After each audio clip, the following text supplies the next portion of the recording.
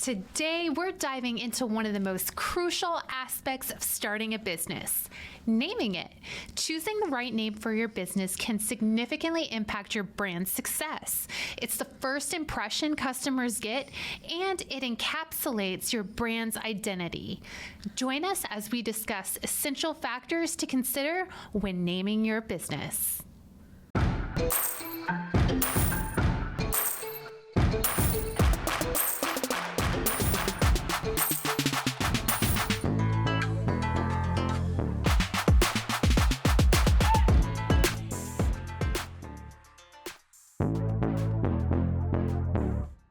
Lady bosses, are you working even after putting the kids to bed but still not getting results? Are you tired of spending money on ads that aren't getting engagement? Do you feel burdened that you aren't fulfilling your purpose in life because you are so consumed with work? I'm your host, Brooke Boltz. I'm an attorney and founder of Boltz Legal. I started my business and in 1 year was bringing in 7 figures and am now bringing in multi-7 figures. And I'm your co-host, Rachel Boltz, owner of Boltz Media.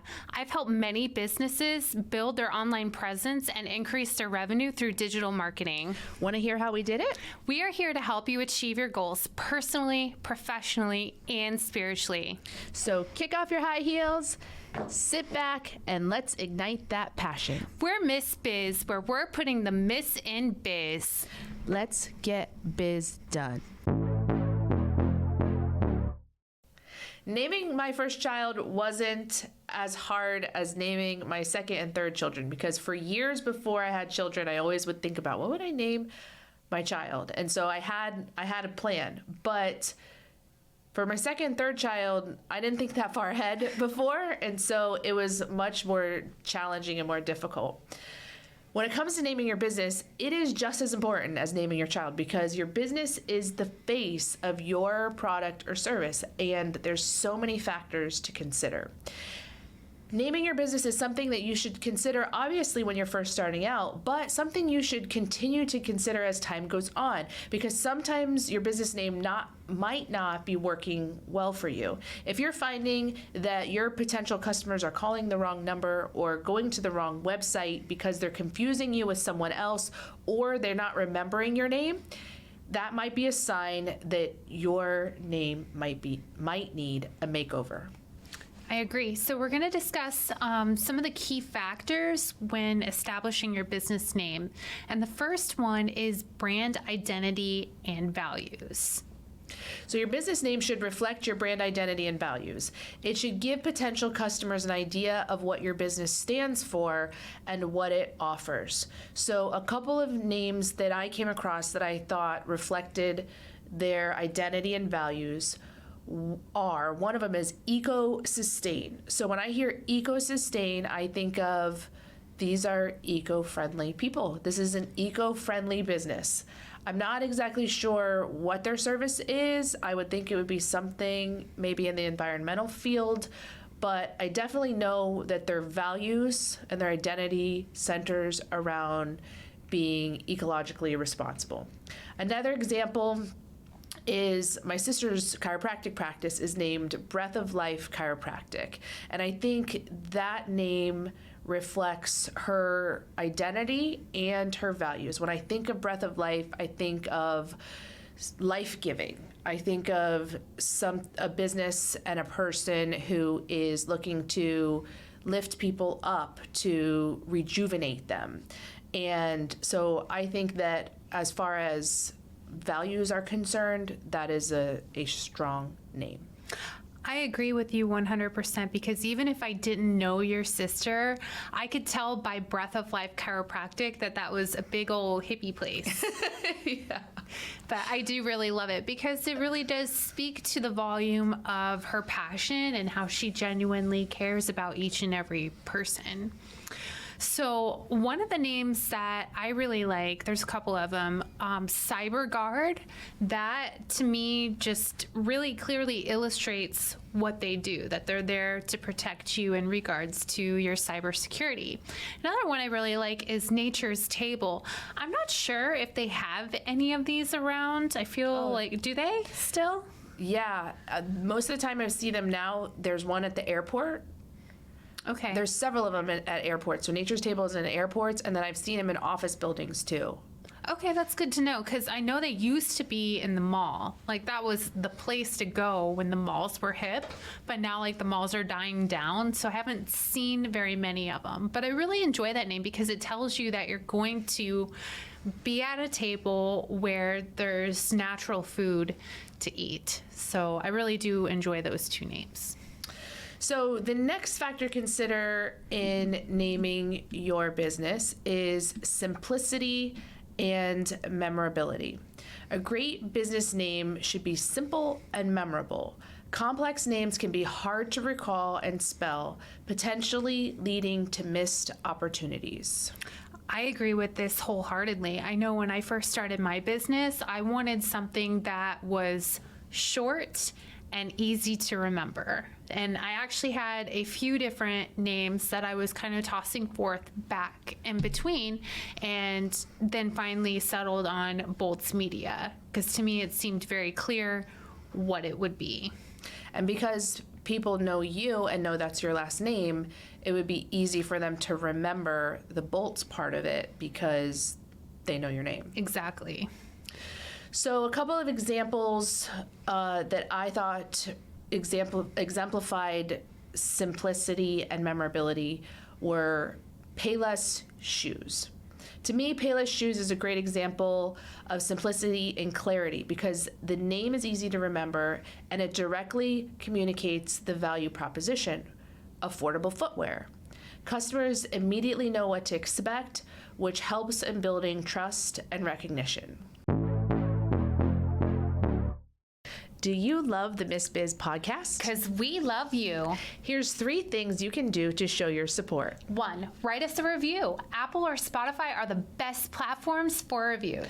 2, join us for our free Friday Zoom calls at 10 a.m. Eastern Standard Time. To RSVP, go to missbiz.com homepage, scroll down to Miss Biz Connects, and click the link. 3, follow us on social media. Our handle is at Miss Biz Podcast. As always, thank you for your support.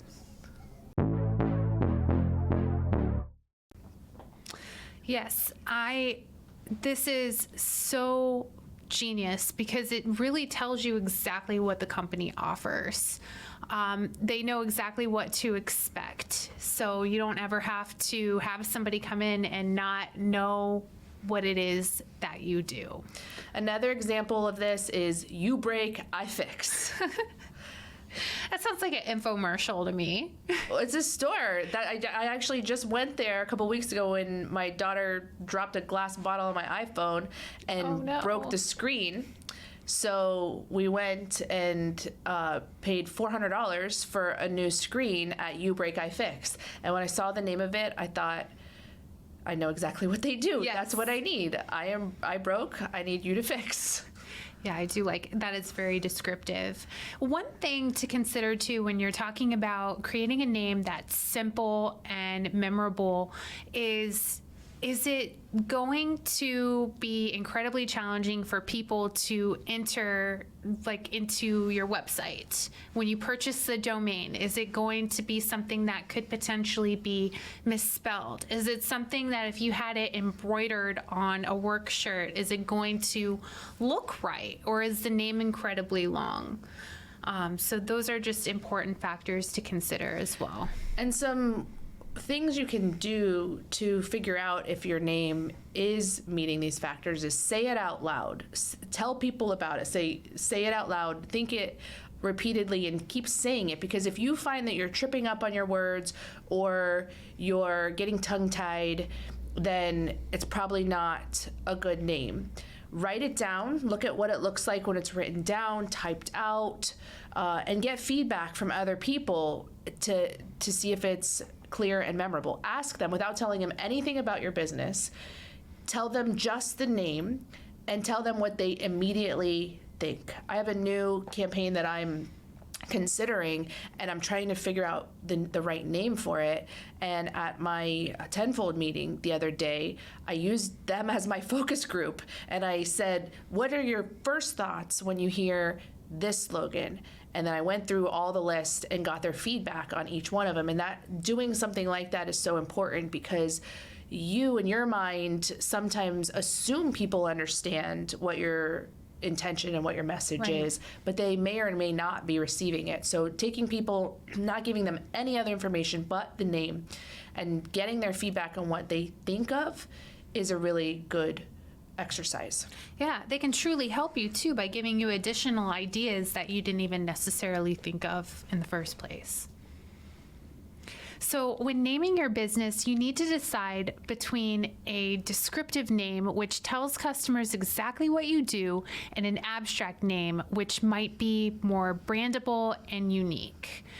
So an example of a descriptive name would be Discount Auto Parts. I mean, it pretty much right in the name tells you what they do, just like the You Break, I Fix. So it's highly descriptive. It tells you exactly what it sells, and it emphasizes affordability, which is huge. That's going to appeal to customers within a certain demographic. And this type of name is beneficial for attracting customers looking for specific products. Yes. So, but kind of you're getting very descriptive name, but you're losing out on the creativity aspect. So someone who is highly creative and likes to be unique might struggle with a name like Discount Auto Parts.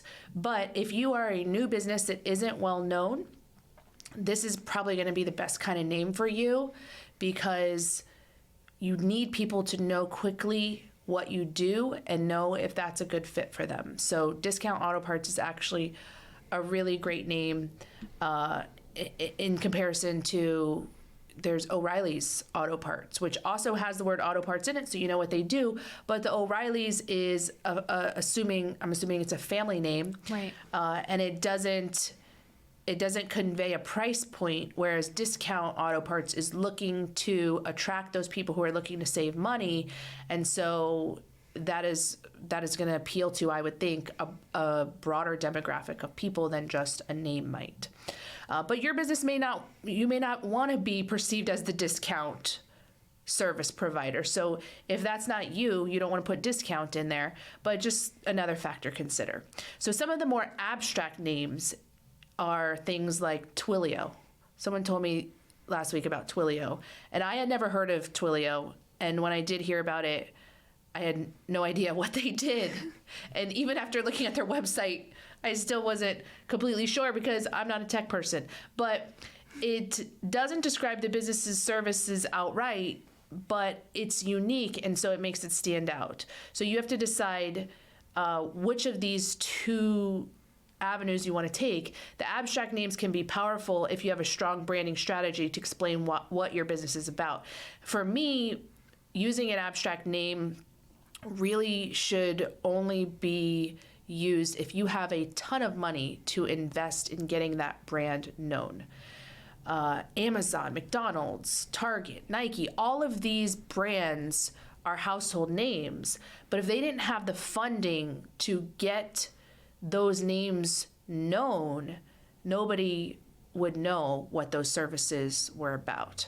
So that's what I think should be your primary consideration. And you know, what brought this topic to mind for me is I was looking on BNI's website. BNI is a networking organization I'm a part of, and you can go on the website and you can look and see who is in each chapter. So I was helping a friend to try to find a chapter that didn't have her seat filled. So I'm scrolling through the list of business names, and many of them I didn't know what they did by their name, and I had to click and then see, oh, they're an AC repair company or whatever they were.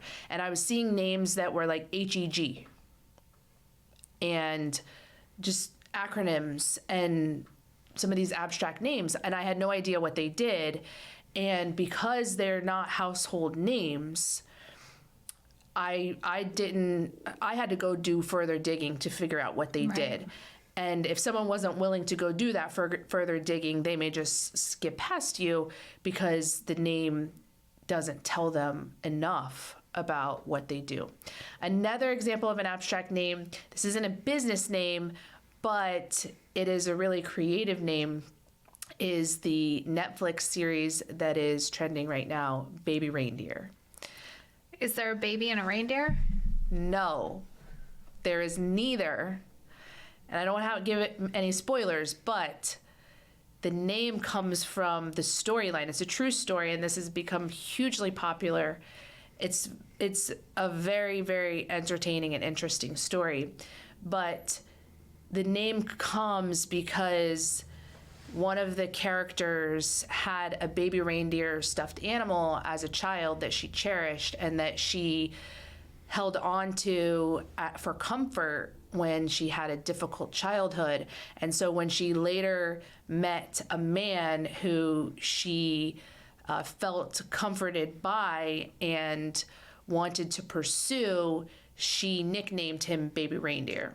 Oh, okay. And so then the whole show is about her basic obsession with and to the point of stalking of the baby reindeer. So once you watch the show, it becomes a really creative name. But if you just hear baby reindeer, yeah, it doesn't make any sense. You're having images of Rudolph.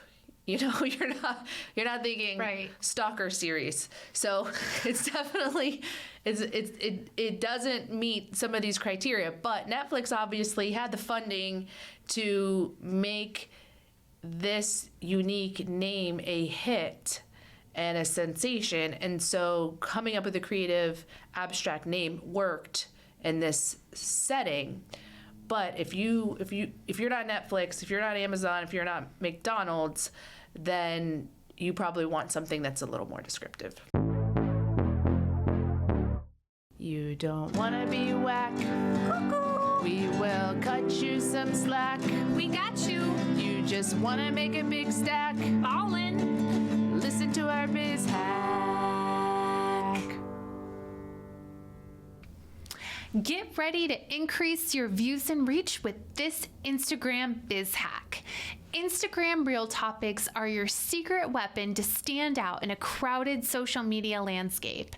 These Instagram Reel topics are tags that you can add to your Reels content to help categorize it for the algorithm. This feature aims to ensure that your content reaches the right audience, and adding them couldn't be any easier. Step 1, create and upload your Reel. Step 2, before hitting publish, tap add a topic. Step 3, select up to 3 relevant topics. By handpicking topics related to your industry, you're not just boosting visibility, you're unlocking untapped potential. Try it out for a week, compare the results, and you will be amazed at the difference. We need to come up with our own series that says Positive Potato. That name's already been taken, though. Well, I mean, Positive Potato-ish.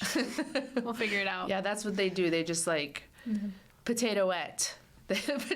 Carrying carrot. Miss Positive Potato. They change it just a little bit. What's some other considerations? Availability.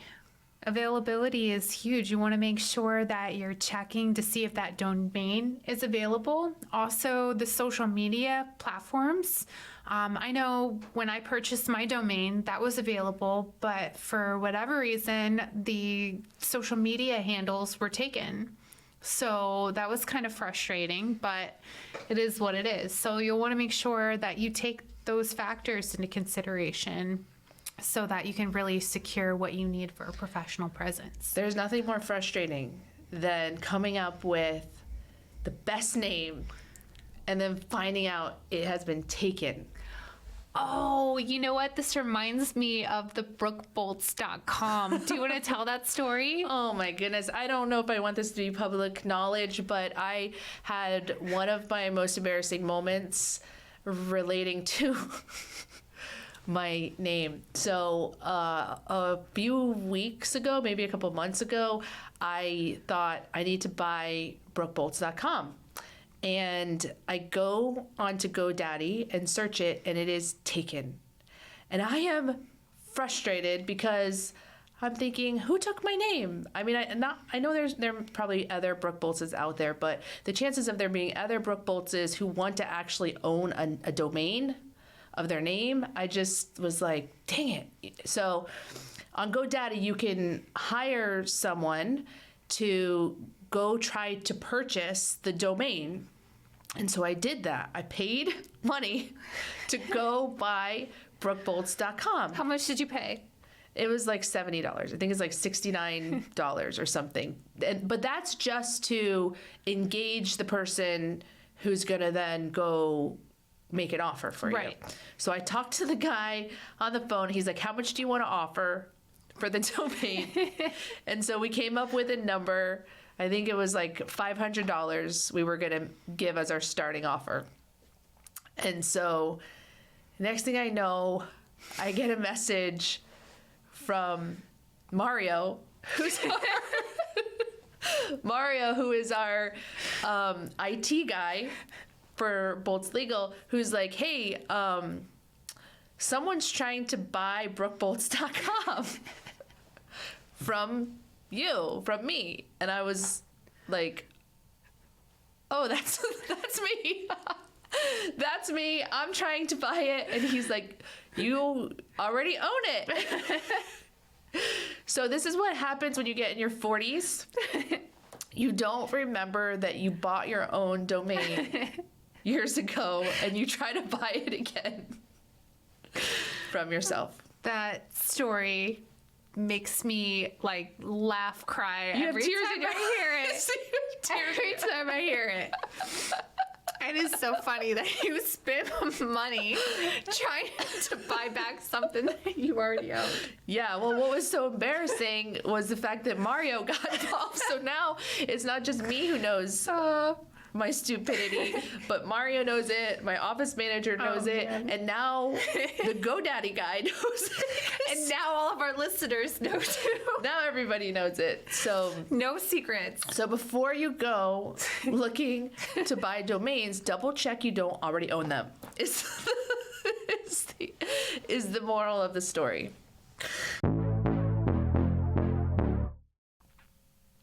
This month, we are celebrating the 1-year Miss Biz anniversary. As a way to celebrate, we are offering a special giveaway brought to you by Boltz Media.